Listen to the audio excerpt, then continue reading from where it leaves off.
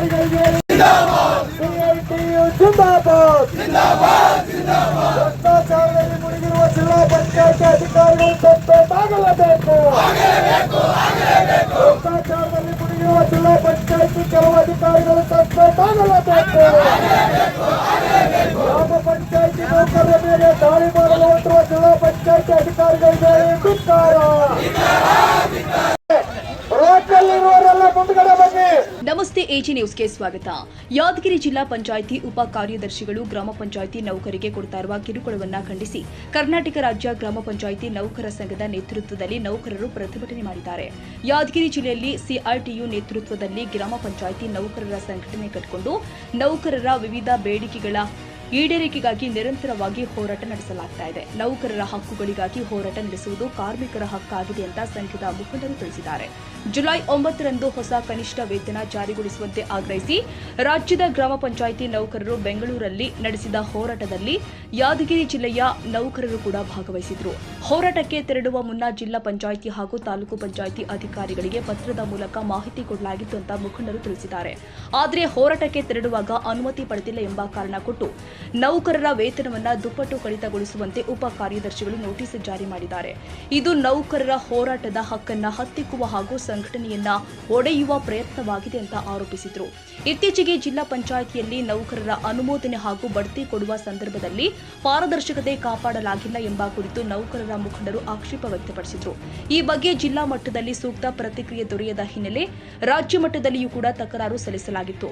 ಇದನ್ನೇ ನೆಪ ಮಾಡಿಕೊಂಡು ಉಪ ಕಾರ್ಯದರ್ಶಿಗಳು ನೌಕರರಿಗೆ ನಿರಂತರವಾಗಿ ಕಿರುಕುಳ ಕೊಡ್ತಾ ಇದ್ದಾರೆ ಎಂದು ಪ್ರತಿಭಟನಾಕಾರರು ದೂರಿದ್ದಾರೆ. ನೌಕರಿಗೆ ಕೊಡ್ತಾ ಇರುವ ಕಿರುಕುಳವನ್ನ ಕೂಡಲೇ ನಿಲ್ಲಿಸಿ ಜಾರಿಗೊಳಿಸಿರುವ ನೋಟಿಸ್ಗಳನ್ನು ಹಿಂಪಡೆಯಬೇಕು, ಇಲ್ಲವಾದಲ್ಲಿ ರಾಜ್ಯ ಮಟ್ಟದಲ್ಲಿ ಉಗ್ರ ಹೋರಾಟ ನಡೆಸಬೇಕಾಗುತ್ತೆ ಅಂತ ಸಂಘದ ಮುಖಂಡರು ಎಚ್ಚರಿಕೆ ಕೊಟ್ಟಿದ್ದಾರೆ. ಇವತ್ತು ಕರ್ನಾಟಕ ಗ್ರಾಮ ಪಂಚಾಯತಿ ನೌಕರರ ಸಂಘಟನೆ ಯಾದಗಿರಿ ಜಿಲ್ಲಾ ಪಂಚಾಯತಿ ಮುಂದೆ ಪ್ರತಿಭಟನಾ ಚಳವಳಿಯನ್ನು ಮಾಡ್ತಾ ಇದ್ದಾರೆ. ಕರ್ನಾಟಕ ಕಾಂಗ್ರೆಸ್ ಸಂಘಟನೆ ಪೂರ್ಣ ಬೆಂಬಲವನ್ನು ಕೊಡ್ತಾ ಇದ್ದೀವಿ. ಯಾಕಂದರೆ ಇವತ್ತು ಗ್ರಾಮ ಪಂಚಾಯತಿ ನೌಕರರು ಪ್ರತಿ ಹಳ್ಳಿಗಳಲ್ಲಿ ತಮ್ಮ ಜೀವನವನ್ನು ಊರಿನ ಅಭಿವೃದ್ಧಿಗಾಗಿ ಕುಡಿಯುವ ನೀರಿನ ವ್ಯವಸ್ಥೆ, ರಸ್ತೆಗಳು, ಊರಿನ ಬೀದಿ ದೀಪ ಮತ್ತು ಸ್ವಚ್ಛತೆ ಕಾಪಾಡತಕ್ಕಂಥ ಜವಾಬ್ದಾರಿ ಪಂಚಾಯತಿ ನೌಕರರ ಮೇಲಿದೆ. ಇಂಥ ಪಂಚಾಯತಿ ನೌಕರಿಗೆ ಬಂದಂಥ ಕಷ್ಟಗಳನ್ನು ಕರ್ನಾಟಕ ಕಾಂಗ್ರೆಸ್ ಸಂಘಟನೆ ಬೆಂಬಲ ಕೊಟ್ಟು ಇವತ್ತು ಯಾದಗಿರಿ ಜಿಲ್ಲಾ ಪಂಚಾಯತ್ ನಡೆತಕ್ಕಂಥ ಭ್ರಷ್ಟಾಚಾರದಿಂದ ಯಾರು ಬಡತಿ ಆಗಿ ಕಾರ್ಯದರ್ಶಿ ಆಗಬೇಕಾಗಿತ್ತು ಅವರು ಕಾರ್ಯದರ್ಶಿಗಳನ್ನು ಕೈಬಿಟ್ಟು ಇಲ್ಲಿ ಮಾಡಿರ್ತಕ್ಕಂಥ DS2 ಏನಿದ್ದಾರೆ ಅತಿ ಭ್ರಷ್ಟ ಆಗಿರ್ತಕ್ಕಂಥದ್ದು ಬಹಿರಂಗವಾಗಿ ಇವತ್ತು ಎದ್ದು ಕಾಣ್ತಾ ಇದೆ. ಯಾಕಂದರೆ ಈಗಾಗಲೇ ನೋಡ್ತಾ ಇದ್ದೀವಿ, ಲಿಸ್ಟ್ ಮಾಡಿ ಅವ್ರನ್ನ ಸೆಕ್ರೆಟರಿ 2 ಅಂತ ಮಾಡಿ ಕಳಿಸಿರ್ತಕ್ಕಂಥ ಲಿಸ್ಟ್ನಲ್ಲಿ ನೋಡುವಾಗ ಅನೇಕ ಯದ್ವಾತದ್ದುಗಳನ್ನು ಅಂದ್ರೆ ಜಿಲ್ಲಾ ಪಂಚಾಯತಿ ಕಾರ್ಯನಿರ್ವಾಹಕ ಅಧಿಕಾರಿಗಳನ್ನು ದುರುಪಯೋಗ ತಗೊಳ್ಳೋಕ್ಕೆ ಪ್ರಯತ್ನ ಪಟ್ಟಿರ್ತಕ್ಕಂಥದ್ದು ಎದ್ದು ಕಾಣಿಸಿರ್ತಕ್ಕಂಥದ್ದು ನೋಡ್ತಾ ಇದ್ದೀವಿ. ಯಾಕಂದ್ರೆ ನೋಡುವಾಗ ರಾಜು ಹತ್ತಿಕುಣಿ 2023ವರೆಗೆ ಪಂಪ್ ಆಪರೇಟರ್ ಆಗಿದ್ದರು, ಉದಾಹರಣೆಗೆ ಆಗಿರ್ತಕ್ಕಂಥದ್ದು.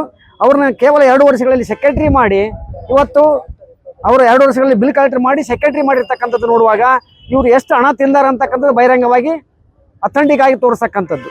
ಅದೇ ರೀತಿ ಶರಣಮ್ಮ ಅಂತ ಯರಗೋಳ ಪಂಚಾಯಿತಿಯಲ್ಲಿರ್ತಕ್ಕಂಥ ಒಬ್ಬ ಒಳ್ಳೆ ಬಿಲ್ ಕಲೆಕ್ಟರ್ ಇರ್ತಕ್ಕಂಥ ಹೆಣ್ಮಗಳನ್ನು ಇವತ್ತು ಶಿಕ್ಷಣ SLC ಆಗಿದೆ ಅಂತಕ್ಕಂತೇಳಿ ಆಕೆಗೆ ನೀನು ಅರ್ಹರಲ್ಲ ಅಂತೇಳಿ ಆಕೆನ ತಿರಸ್ಕಾರ ಮಾಡಿ ಅಲ್ಲಿ ಇನ್ನೊಬ್ಬ SLC ಪಾಸ್ ಆಗಿರ್ತಕ್ಕಂಥ ವ್ಯಕ್ತಿಗೆ ಇವತ್ತು ಪ್ರಮೋಷನ್ ಕೊಟ್ಟು ಸೆಕ್ರೆಟರಿ ಮಾಡ್ತಾರಂದ್ರೆ ಇವರಿಗೆ ಮಾನ ಮರ್ಯಾದೆ ಆದ ಇಲ್ಲ ಅಂತಕ್ಕಂಥ ಮಾತನ್ನು ನಾವು ಕೇಳಬೇಕಾಗ್ತದೆ.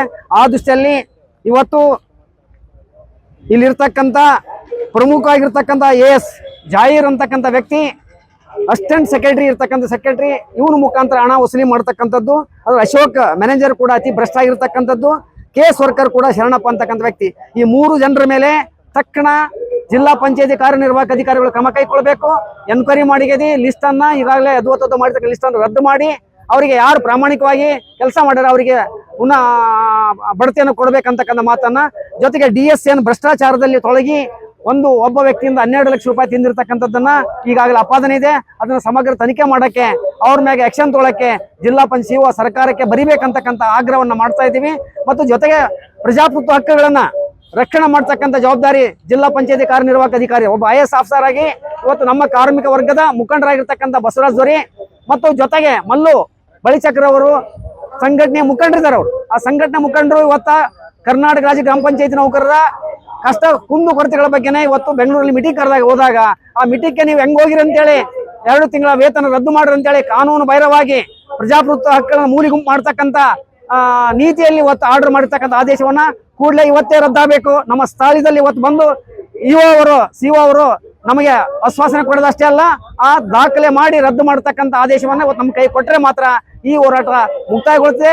ಇಲ್ಲದೆ ಹೋದ್ರೆ ಹೋರಾಟ ಬೈವೀದಿ ಮ್ಯಾಗಿದ್ದೀವಿ, ನಾವು ಕಚೇರಿ ನುಗ್ತಕ್ಕಂಥ ಪರಿಸ್ಥಿತಿ ಆಗ್ತದೆ ಅಂತ ಮಾತನ್ನು ಕೂಡ ಎಚ್ಚರಿಕೆನ ಈ ಸಂದರ್ಭದಲ್ಲಿ ನಾನು ಕರ್ನಾಟಕ ಪಂಚಾಯತ್ ಸಂಘದ ಜಿಲ್ಲಾ ಅಧ್ಯಕ್ಷನಾಗಿ ಸರ್ಕಾರಕ್ಕೆ ಆಗ್ರಹ ಮಾಡ್ತಾ ಇದ್ದೀನಿ. ಇಲ್ಲಿ ಹೋರಾಟ ಯಾಕೆ ಮಾಡ್ತಾ ಇದ್ದಾರೆ ಅಂದ್ರೆ, ನಾವು ಹೋರಾಟಕ್ಕೆ ಹೋಗುವಾಗ ಒಂದು ಮನವಿ ಕೊಡ್ತೀವಿ. ಯಾವುದೇ ಕ್ಷೇತ್ರದಲ್ಲಿ ನಾವು ಹೋರಾಟಕ್ಕೆ ಹೋಗ್ತೀವಿ ಅಂತೇಳಿ ಒಂದು ಮನವಿ ಕೊಟ್ಟಿರ್ತೀವಿ. ಆ ಮನವಿ ಕೊಟ್ಟು ಹೋದ್ರು ಕೂಡ ಅವರಿಗೆ 6 ದಿನದ ಗೌರವಧನ ತಡೆ ಹಿಡಿದಿರ್ತಾರ. ಅದಕ್ಕೋಸ್ಕರ ಯಾಕೆ ತಡೆ ಹಿಡಿದಿರಿ ಅಂತ ನಮ್ಮ ಮುಖಂಡರು ಕೇಳಿದಾಗ ಅವ್ರ ಮೇಲೆ ಆ ಪಂಚಾಯಿತಿಯನ್ನ ಚೆಕ್ ಮಾಡಕ್ ಬಂದಿದ್ರು. ಅದೇ ರೀತಿಯಾಗಿ ಎಲ್ಲಾ ಪಂಚಾಯತಿ ಕೂಡ ನೀವು ಚೆಕ್ ಮಾಡಬಹುದಿತ್ತಲ್ಲ ಅಂತ ಅವರು ಪ್ರಶ್ನೆ ಮಾಡಿದಾಗ, ನೀ ಏನ್ ಮಾಡ್ಕೊ ಅಂದಾಗ, ಈ ನಾವು ಯಾವುದೇ ಕಾರ್ಮಿಕರಿಗೆ ಈ ತರ ತೊಂದರೆ ಆಗ್ಬಾರ್ದು, ನಮ್ಮ ಹೋರಾಟ ನಮ್ಮ ಹಕ್ಕು, ನಮ್ಮ ಸಂವಿಧಾನ ಅದ. ಯಾವುದೇ ಕ್ಷೇತ್ರದಲ್ಲಿ ಆಗ್ಲಿ ನಾವು ಹೋರಾಟಕ್ಕೆ ಹೋಗುವಾಗ ನಾವು ಮನವಿ ಕೊಟ್ಟು ಹೋಗಿರ್ತೀವಿ. ಅದಕ್ಕೆ ಈ ತರ ನಮ್ಗೆ ತೊಂದರೆ ಕೊಡಬಾರ್ದು. ನಮ್ಮ ಬೇಡಿಕೆ ಏನಾದಂದ್ರೆ ನಮ್ ಕನಿಷ್ಠ ವೇತನ ಜಾರಿ ಮಾಡ್ಬೇಕಂತ ಹೇಳಿ ಪ್ರತಿ ಸರಿ ನಾವು ರೋಡಿನ ಮೇಲೆ ಬಂದ್ ಕೂಡ್ತೀವಿ. ನೀವು ಅಷ್ಟು ನಮ್ಗೆ ಕಳಿಸ್ಬಾರ್ದು ಅಂತ ಅಂದಾಗ ನಮ್ ಬೇಡಿಕೆ ಇಟ್ಟಿರ್ತೀವಿ, ಅದನ್ನ ನೀವು ಅದು ನಮ್ಗೆ ಅನುಕೂಲ ಮಾಡಿ ಕೊಡ್ಬೇಕು. ಅನುಕೂಲ ಮಾಡಿ ಕೊಟ್ಟಿದ್ರೆ ನಾವ್ಯಾಕೆ ಈ ತರ ರೋಡಿನ ಮೇಲೆ ಬರ್ತಿದ್ವಿ. ಇನ್ ಮುಂದೆ ಈ ತರ ಆಗ್ಲಾರ್ದಂಗ್ ನೋಡ್ಕೊಳ್ಳಿ ಅಂತ ಹೇಳಿ ನಾನು ತಮ್ಮಲ್ಲಿ ವಿನಂತಿ. ಕರ್ನಾಟಕ ರಾಜ್ಯ ಗ್ರಾಮ ಪಂಚಾಯಿತಿ ನೌಕರ ಸಂಘ CITU ರಾಜ್ಯ ಸಮಿತಿ ನೇತೃತ್ವದಲ್ಲಿ ಯಾದಗಿರಿಯಲ್ಲಿ ಜಿಲ್ಲಾ ಪಂಚಾಯತ್ ಮುಂದ್ಗಡೆ ಇವತ್ತು ಅನಿವಾರ್ಯವಾಗಿ ನಾವು ಪ್ರತಿಭಟನೆ ಮಾಡಬೇಕಾದಂಥ ಪರಿಸ್ಥಿತಿ ಉದ್ಭವ ಆಗಿದೆ. ಕಾರಣ ಏನು ಅಂದರೆ, ಜಿಲ್ಲಾ ಪಂಚಾಯಿತಿಯಲ್ಲಿ ಇರುವಂಥ ಒಂದು ಭ್ರಷ್ಟಾಚಾರ, ಜೊತೆಗೆ ಜಿಲ್ಲಾ ಪಂಚಾಯಿತಿಯಲ್ಲಿ ನೇಮಕಾತಿಯಲ್ಲಿ ನಡೆದಿರ್ತಕ್ಕಂಥ ಅವ್ಯವಹಾರ ಮತ್ತು ಕೆಳವರ್ಗದ ನೌಕರರ ಮೇಲೆ ದಬ್ಬಾಳಿಕೆ, ದೌರ್ಜನ್ಯ ಇವೆಲ್ಲವುಗಳನ್ನು ವಿರೋಧಿಸಿ ನಾವು ಇವತ್ತು ಇಲ್ಲಿ ಜಿಲ್ಲಾ ಪಂಚಾಯತ್ ಮುಂದ್ಗಡೆ ಹೋರಾಟ ಮಾಡಬೇಕಾದಂಥ ಅನಿವಾರ್ಯ ಪರಿಸ್ಥಿತಿ ನಿರ್ಮಾಣ ಆಗಿದೆ. ಎಷ್ಟರ ಮಟ್ಟಿಗೆ ಅವ್ಯವಹಾರ ಆಗಿದೆ ಅಂದರೆ, ಮೊನ್ನೆ ಬಿಲ್ ಕಲೆಕ್ಟರಿಂದ ಗ್ರೇಡ್ 2 ಮತ್ತು STA ಹುದ್ದೆಗೆ ನೇಮಕಾತಿ ಮಾಡಿಕೊಂಡಿದ್ದಾರೆ. ಯಾವುದೇ ದಾಖಲಾತಿಯನ್ನು ಪರಿಶೀಲನೆ ಮಾಡಿಲ್ಲ. ಸರ್ಕಾರದ ನಿರ್ದೇಶನ ಏನಿರ್ತದೆ, ಅವನ ಮೂಲ ಪ್ರೊಸೀಡಿಂಗ್ಸು, ಅವನ ವೇತನ, ಆಮೇಲೆ ಅವನ ಹಾಜರಾತಿ, ಆಮೇಲೆ ಅವನ ಆಡಿಟ್ ರಿಪೋರ್ಟಲ್ಲಿ ಅವನ ಹೆಸರಿದೆ ಇಲ್ವಾ, ಈ 4 ದೃಢೀಕರಣ ಆದ ನಂತರ ಅವನಿಗೆ ಅಪಾಯಿಂಟ್ಮೆಂಟ್ ಕೊಡಬೇಕು ಅಂತ ಹೇಳಿ ಈ ಜಿಲ್ಲಾ ಪಂಚಾಯತಿಯಲ್ಲಿ ಜೆರಾಕ್ಸ್ ಪ್ರತಿ ಮೇಲೆ ಆರ್ಡರ್ಗಳನ್ನು ಕೊಟ್ಟಿದ್ದಾರೆ. ಯಾವುದು ಮೂಲ ದಾಖಲಾತಿ ನೋಡ್ದೇನೆ. ಆಮೇಲೆ ಒಂದು ಕಡೆ ಒಬ್ಬನಿಗೆ ಏನು ತೋರಿಸ್ತಾರೆ, ಹಣ ದುರುಪಯೋಗ ಆಗಿದೆ ಅಂತ ಇವನಿಗೆ ತೋರಿಸ್ತಾರೆ. ಇನ್ನೊಬ್ಬನಿಗೆ ಹಣ ದುರುಪಯೋಗ ಮಾಡಿಕೊಂಡವನಿಗೆ ಗ್ರೇಡ್ 2 ಸೆಕ್ರೆಟರಿ ಕೊಟ್ಟಿದ್ದಾರೆ. ಇನ್ನೊಬ್ಬರಿಗೆ ನೀನು ವಿದ್ಯಾರ್ಥಿ ಹೊಂದಿಲ್ಲ ಅಂತ ಹೇಳಿ ಒಂದು ಕಡೆ ಬರೀತಾರೆ. ಇನ್ನೊಬ್ಬರಿಗೆ 2022ರಲ್ಲಿ PUC ಪಾಸ್ ಆದವ್ರಿಗೆ ಆರ್ಡರ್ ಕೊಟ್ಟಿದ್ದಾರೆ. ಆ್ಯಕ್ಚುಲ್ ಕಾನೂನಲ್ಲಿ ಅವಕಾಶನೇ ಇಲ್ಲ. ನೇಮಕಾತಿ ಆಗೋಕ್ಕಿಂತ ಪೂರ್ವದಲ್ಲೇ ಎಜುಕೇಷನ್ ಹೊಂದಿರಬೇಕು ಅಂತ ರೂಲಲ್ಲಿ ಇರೋದನ್ನ ಎಲ್ಲ ರೂಲ್ಸ್ಗಳನ್ನು ವೈಲೇಟ್ ಮಾಡಿದ್ದಾರೆ. ಇದಕ್ಕೆ ಕಾರಣ ಏನು ಅಂದರೆ, ಜಿಲ್ಲಾ ಪಂಚಾಯತಿಯಲ್ಲಿ 4 ಜನ ಇದ್ದಾರೆ. ಇಲ್ಲಿ ಒಂದು ಡೆಪ್ಟಿ ಸೆಕ್ರೆಟರಿ, ಯಾರು ಪ್ರಾಧಿಕಾರದ ಅಧ್ಯಕ್ಷರು, ಅವರು ನೇಮಕಾತಿ. ಅವ್ರು ಇನ್ನೊಂದು 2 ತಿಂಗಳಿಗೆ ನಾನು ಮನೆಗೆ ಹೋಗ್ತೀನಿ, ಏನಾದರೂ ಮಾಡ್ಕೊಂಡು ಹೋಗ್ಬಿಡೋಣ, ಎಷ್ಟು ಸಿಗುತ್ತೋ ಅಷ್ಟು ತೊಗೊಂಡು ಓಡೋಗ್ಬಿಡೋಣ ಅನ್ನೋ ಲೆಕ್ಕದಲ್ಲಿ ಅವರು ಒಂದು. ಅದಕ್ಕೆ 3 ಜನ ಸೂತ್ರಧಾರರು, ಒಬ್ಬರು ಅಸಿಸ್ಟೆಂಟ್ ಸೆಕ್ರೆಟರಿ, ಅವ್ನು ನಮ್ಮ ಇಲಾಖೆಯವನೇ ಅಲ್ಲ, ಅವನಿಗೆ ಬೇರೆ ಅವನಿಗೆ ರಿಲೀವ್ ಮಾಡ್ರಿ ಅಂತ ಗೌರ್ಮೆಂಟ್ ಆರ್ಡರ್ ಮಾಡಿದ್ರು ಕೂಡ ಇವ್ರು ಇಟ್ಕೊಂಡು ಕೂತಿದ್ದಾರೆ, ರಿಲೀವ್ ಮಾಡ್ತಾ ಇಲ್ಲ. ಅಂದ್ರೆ ಇದ್ರ ಉದ್ದೇಶ ಏನು? ಆಮೇಲೆ ಒಬ್ಬನ ಮ್ಯಾನೇಜರ್ ಇದ್ದಾರೆ, ಇನ್ನೊಬ್ರು ಕೇಸ್ ವರ್ಕರು. ಇನ್ನು 3 ಜನ ಒಟ್ಟಾಗಿ ಡೆಪ್ಟಿ ಸೆಕ್ರೆಟರಿನ ಕಂಟ್ರೋಲಲ್ಲಿ ಇಟ್ಕೊಂಡು CS ಕೂಡ ಮಿಸ್ಗೈಡ್ ಮಾಡಿ CS ತಪ್ಪುದಾರಿಗೆ ಎಳೆದ್ಬಿಟ್ಟಿದ್ದಾರೆ ಇದರಲ್ಲಿ. ಸೊ ಹಾಗಾಗಿ ಯಾರು ಈ ಜಿಲ್ಲಾ ಪಂಚಾಯಿತಿಯನ್ನ ಕಾಪಾಡಬೇಕಾಗಿತ್ತು, ಕಾನೂನನ್ನ ಕಾಪಾಡಬೇಕಾಗಿತ್ತು, ಅದನ್ನ ಎಲ್ಲವನ್ನ ವೈಲೇಟ್ ಮಾಡಿದ್ರಿಂದ ಈ ರೀತಿಯ ಅವ್ಯವಹಾರಕ್ಕೆ ನಾವು ಅವಕಾಶ ಕೊಡಲ್ಲ. ನ್ಯಾಯವಾಗಿ ಯಾರಿಗೆ ಸಿಗ್ಬೇಕಾಗಿದೆ ಅವ್ರಿಗೆ ಅವಕಾಶಗಳನ್ನು ಕೊಡಬೇಕು. ಮತ್ತೆ ನೌಕರರ ಮೇಲೆ ನೀವೇನು ಕೆಳವರ್ಗದ ನೌಕರರ ಮೇಲೆ ದಬ್ಬಾಳಿಕೆ ಮಾಡಕ್ ಹೊರಟಿದ್ದೀರಿ, ದಬ್ಬಾಳಿಕೆಯನ್ನು ನಾವು ಸಹಿಸೋದಿಲ್ಲ ಅಂತ ಹೇಳಿ ಸಾಂಕೇತಿಕವಾಗಿ ಇವತ್ತು ಎಚ್ಚರಿಕೆ ದೃಷ್ಟಿ ಕೊಡೋದ್ರಿಂದ ನಾವು ಇಲ್ಲಿ ಪ್ರತಿಭಟನೆಗೆ ಬಂದಿದ್ದೀವಿ.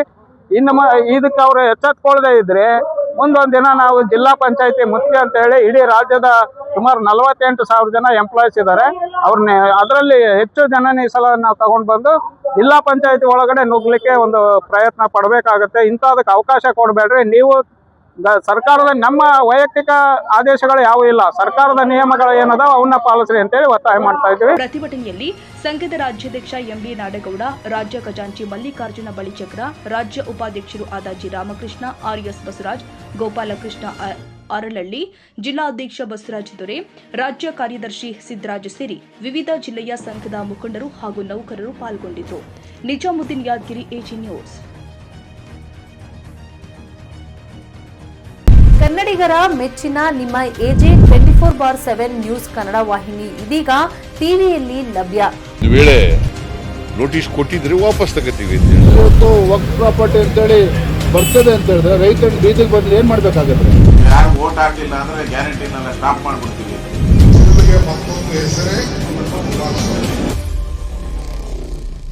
ಕರ್ನಾಟಕ ಮತ್ತು ದೇಶ ವಿದೇಶ 360 ಡಿಗ್ರಿ ಸುದ್ದಿ ಹಾಗೂ ಉತ್ತರ ಕರ್ನಾಟಕ, ಬೆಳಗಾವಿ, ಬಾಗಲಕೋಟೆ, ಧಾರವಾಡ, ಹಾವೇರಿ, ಗದಗ, ಬಿಜಾಪುರ ಜಿಲ್ಲೆಯ ಕ್ಷಣ ಕ್ಷಣದ ವಿವರವನ್ನ ಪಡೆಯುವುದಕ್ಕೆ ಎಜೆ 24/7 ನ್ಯೂಸ್ ಕನ್ನಡ ವಾಹಿನಿಯನ್ನ ಲೈಕ್ ಮಾಡಿ, ವಿಡಿಯೋಗಳನ್ನ ಶೇರ್ ಮಾಡಿ, ಕಮೆಂಟ್ ಮಾಡುವ ಮೂಲಕ ನಮ್ಮ ವಾಹಿನಿಗೆ ಸಹಕಾರ ನೀಡಿ ಮತ್ತು ಚಾನೆಲ್ ಅನ್ನ ಸಬ್ಸ್ಕ್ರೈಬ್ ಮಾಡಿ. ಧನ್ಯವಾದಗಳು.